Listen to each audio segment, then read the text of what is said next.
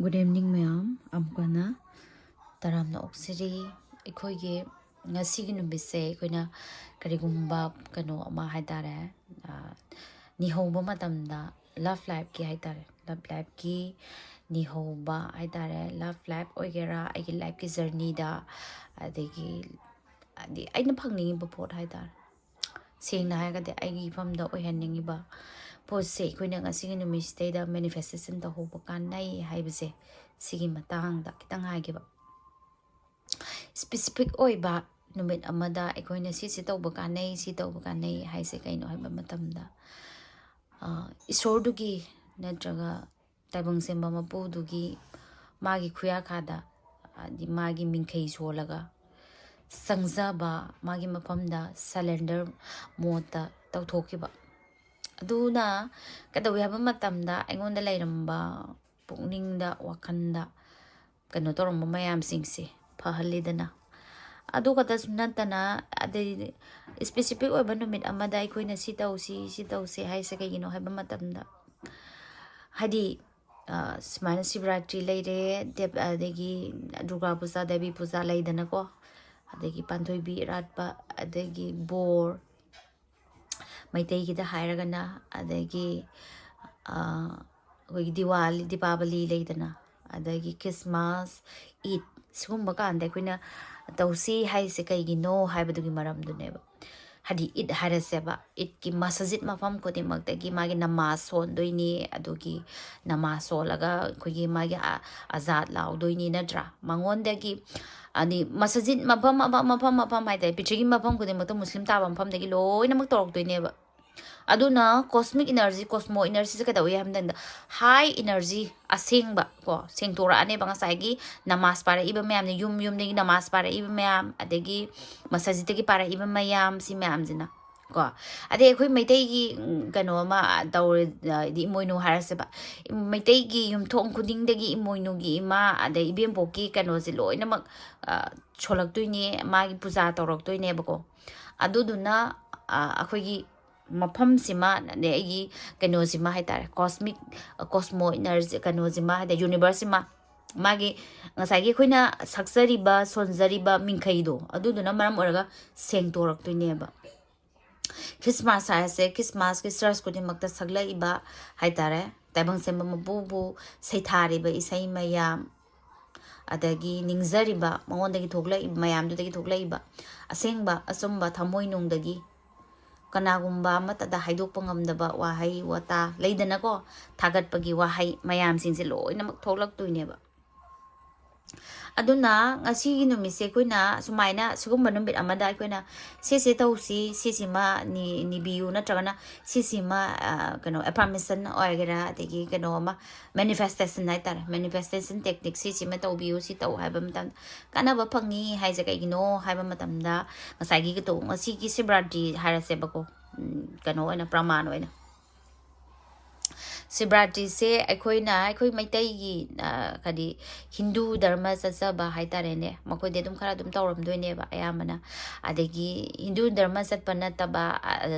koi sumaina leiba julei ba ko kari any dharma kudimak se accept tawba mi leiba gendai ko amagisu kaigin kamaina no haba matamda ne afabadu loksan ba fatabase thadokiba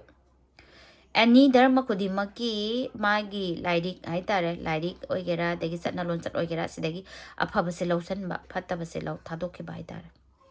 adumaina aigi sijima khanba leitaba ko aduga akhachagi aigi ipa ipuna thambirama dharma dudadi chachaba aina ipa ipuna thambirami ba dharma se sijima sacharaga atopa dharma singiji du gadi moina pirami ba irami ba haitare ne si mayam singje paraga loksing gan haitare moidegi kanabana sini kanadabana sini na khantu oga dum chinna ba dum kem kai de bako gita pa ba yai puya pa ba yai Quran pa ba yai Bible pa ba yai sidaida akhoi loksing haitare knowledge hapgatpaneba adubo aigi ipa ipuna thambiramiba liklamduda chachaba natragana aigi kano hong kano tawjaba haibaduna makhal amaneba adubu ngasigi oina haitare ꯉꯁꯤꯒꯤ ꯑꯣꯏꯅ ꯉꯁꯥꯏꯒꯤ ꯍꯤꯟꯗꯨ ꯙꯔꯃ ꯆꯠꯂꯤꯕ ꯃꯌꯥꯝꯁꯤꯡꯁꯦ ꯀꯩꯗꯧꯕ ꯁꯤꯕ ꯁꯛꯇꯤꯕꯨ ꯅꯤꯡꯖꯕ ꯔꯙꯥ ꯀ꯭ꯔꯤꯁꯅ ꯅꯤꯡꯖꯕ ꯃꯌꯥꯝ ꯂꯩꯅ ꯃꯥꯏ ꯃꯈꯟ ꯃꯈꯟ ꯑꯗꯨꯒꯨꯝꯕ ꯀꯩꯅꯣ ꯇꯧꯗꯕꯤꯗ ꯉꯁꯥꯏꯒꯤ ꯁꯤꯕꯔꯥꯇ꯭ꯔꯤꯒꯤ ꯅꯨꯃꯤꯠꯁꯤꯗ ꯅꯨꯃꯤꯗꯥꯡꯁꯤꯃ ꯁꯤꯕ ꯔꯥꯇ꯭ꯔꯤ ꯍꯥꯏꯕꯅꯦꯕ ꯁꯤꯕꯒꯤ ꯅꯨꯃꯤꯗꯥꯡ ꯍꯥꯏꯕꯅꯦꯕ ꯀꯩꯅꯣ ꯍꯥꯏꯔꯀꯥꯟꯗ ꯁꯤꯕꯒ ꯁꯛꯇꯤꯒ ꯄꯨꯟꯈꯤꯕ ꯍꯥꯏꯇꯥꯔꯦ ꯂꯨꯍꯣꯡꯈꯤꯕ ꯅꯨꯃꯤꯠꯇꯨꯅꯦꯕ ꯉꯁꯤꯒꯤ ꯁꯦ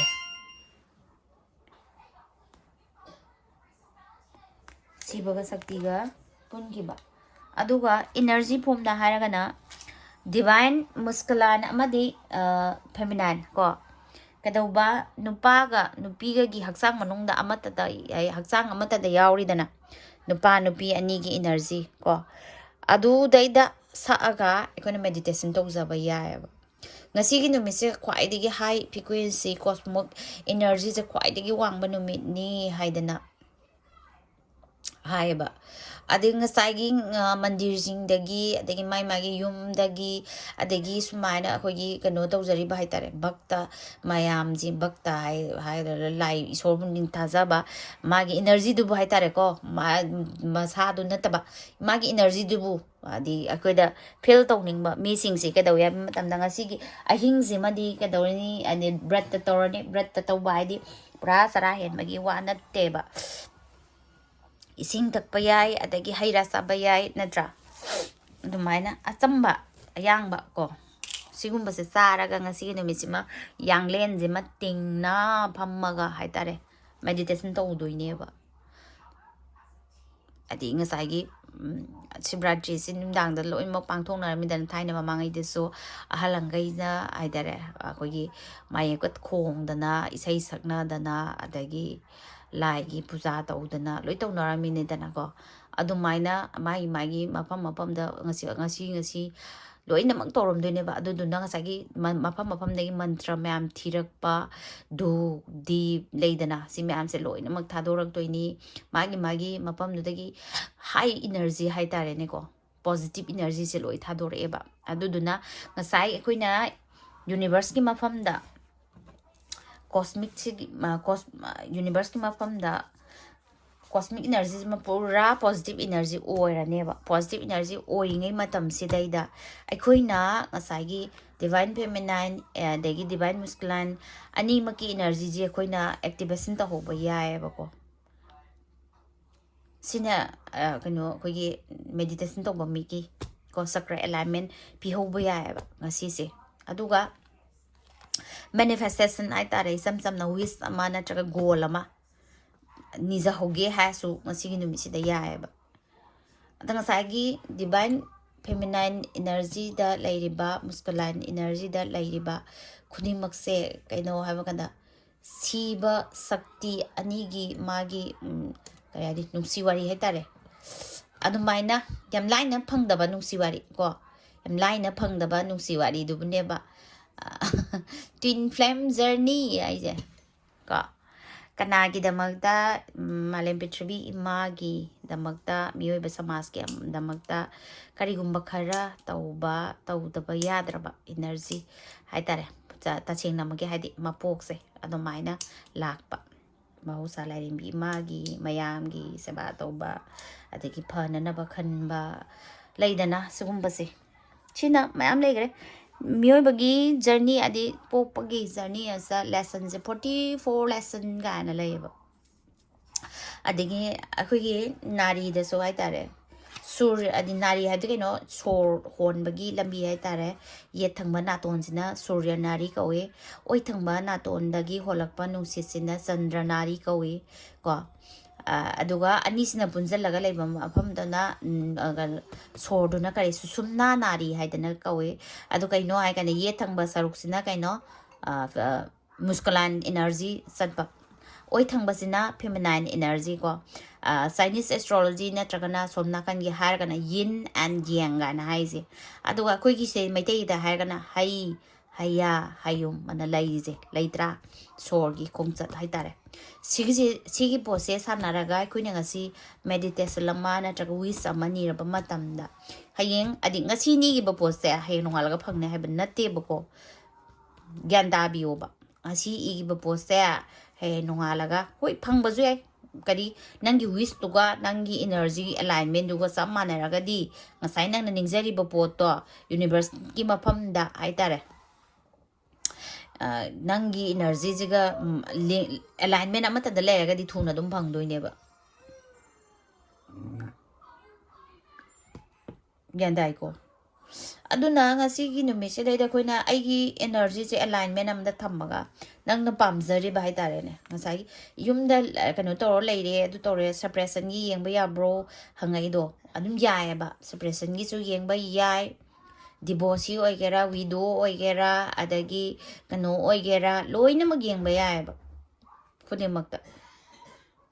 no contact oigera leidana khunimak se loina mag yengba yae card reading do daida aduga ngasi numit chi aikoina tawriba numit si deso aine mi ama yauraga ai punsi si nuai haibaduna khanbadudi langaneba ai isa sima ana ai isa sima hana haitare ngasagi mi amagi hakchang sida nupa gi su nupi gi su energy ani maksilo yaudunebako ani se balance manadragadi narakpa yeglakpa wakan sontharakpa pungning nusirakpa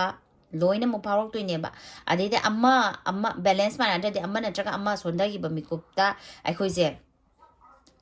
dom turane chomeko aduna energy ani makse nupa gi nupi gi energy ani makse balance amma da thammaga chattaba soya deba ko dadi physically nupa nupi ani tungan badugina tungan bama ananta bida ai isa manung da yauri ba haitare nupagi energy nupigi energy ani se balance ama puraga chattaba yade ba khoina chatpa matamda adu waraga dinga sagi nupaga nupigi gi energy ji ma ai balance amda satlaga di ai life ki journey hagadra aina tawningi ba thabak hagadra du smooth ta chatpa ngamgani aduga ai gi kano haitare ne life ki purpose ko kai tawduino khangdaba da ama tawrure yadaba ama tawrure yadaba sigum ba mayam singse ka dawi haba matamda ngasai khoina meditation sangakpa matam haidare spirituality haibasida spirituality haragana lai khoiramba degi lining ba adu kata natte ba adu deida de mafam mandir mafam chatlaga amada mukatpa adu spirituality natte ba ko spirituality haide aigi inner haitare aigi haksang manungi kano mayam singse khangjaba du buneba haksang manungi aigi brain na kari to buya aigi haksang aigi subconscious mind na aigi conscious mind na aigi haksang sima kamaina heal to buya mayam ama thoklang itana ko ai sa jida adudu neba spirituality haragadi ai koina scientific way da puthorak pagi wa neba hojikatana thaina mamangai da halang aina loina mak thamama ba puthoma ba ngata neba akoina tamna thijalaga mogi tungda lakpa kataneba ado ngasigi mayam se loi tuoga ngasigi kadauba ngasigi ngasagi sivratri oibagi numisigi khudong saba lohawraga akoina pamjariba wish haitare karigi matang da no haiba matamda any nang noi abamagi loimak tawba yaiba ko job ki oigera career ki oigera adagi marriage ki oigera adagi spiritual journey da aigi higher kano tawnoba oigera wish taramathoi ithoba tramathoi color masu amete yai ko noina amam hangakaneba ore kol kari kolom na tawdoino na dearest universe ki mafam da neba ko ai sibagi sakti gi adagi nongpong thau panthoi bi adu ada amda haidre ko noina pamjaba duda dum kano tawraga yai bako Allah oigera Jesus oigera Mother Mary oigera mother adagi kano oigera Aphrodite oigera adagi leidana loina magi mafam dugi sanabigi matung inna mai maming amamam mai mapok amamam pokcherube waneba energy di moi adi mana doineba natra aikogi panthoibigi energy jo panthoibigi energy leija doineba energy haibesi mai magi loi leidoini dana polam khudi magi energy lei haibnina mai magi akanba akandaba chondaba aikoga chanarudaba haibaduna tonganba ma dearest universe ki mafamda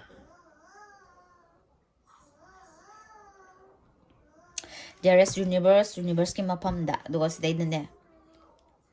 1 2.12 3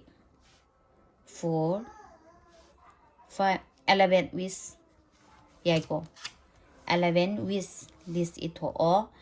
nang na pami ba poto ka represent tense ta kari agi phamda phangge haidana idoini ko phangge oire la haidana irane ba nang na pami ba pose aduga 11 times se iraba matungda gedawi haba matamda ngasagi aroi bada haidar last thank you universe for giving me aingond pibi bagi damakta kari aina pami ba ngasagi wishing je steady iriba wish 11 wish se kadauba aingond pibi bagi damakta thagatchari gratitude se khwaidagi maru oiba ko punsigi lambi da khwaidagi lambi leiraktre na khallaba adagi karigumba thaba amata tawbada daw yaraktre na khallaba gratitude piba ho hayaba ko sigina tunganba mamu no masemake adunga sigi oina haitare sumaina thank you universe I give famda I in pamzariba kano singse goal sing wishing se pibi bagida makta hainingai leitana thagachari yare ko sitau biro horen ko horen athing bada ko meditation tawning ba mina tawro chakra alignment tawning ba mina tawro leidana magi adi me phammaga adagi wish fulfill pamba bina wish fulfill ibiraga ngasagi aina igiba kano jinge je mathang manau naina pabiraba matungda agi phamda pot kano sina haitare wish na phanga kanda kari phawgani ko present da like attract like habaneba law of attraction na law attraction na haise kano like attract like aingundagi I know wakan nungai ba thadok che wakan nungai ba mi ma ingon de attract torokani sumai na ne ma aina nungai ta badum thado le ga di nungai ta ba mi ma attract torokani ba I know award pa gi dum khala le ga di award pa mi ma I fam de attract torokani ba ne gyan dai ko sine haksang nungai te ha ni nungai ta ba gi nungai ta ba adi doctor salani doctor chakano ai banate ai praman ni wane baksa nungai tre nungai ta bana maram oira doctor sala ba matam da de anaba myam thingna ne jame go sinma yeng ni nge hon da sale hon da la ani sinma yeng ba mi myam thengna ni harau ba myam thengna ni sene ba ai manung da lei ba poto maparom dei chu aingon de attract tawri I haba yare ko Sumain tawrase ngasigi oina sigi kano sima tawbiro horen pung atheng bada tawbiyo ngasigi oina di ko ngasigi oina di aigi love life adagi aigi career adu ada lai mayam sing se loina mak ibiro apambange adagi na adu sumain trama thoi ida bida wish ama katang I harse wish ama katang do hanjan hai tare wish ama se hanjan ibiro ba wish ama se aduga ai si tawre ai nahan adu tawre ai adu phangakte adu tawre adu phangakte na le kanum sezing mo ta le kano boko free kanada cylinder to ko universe ta matang na matam na saraba matam da ai famda pinabiu haidan yare maina aduga ngasigi ka che kano katang khaye ngasigi energy sigi ko leiba cosmic lairiba energy sigi akogi kanogi oina yenge bako mayam paroi sanai sanade dom ye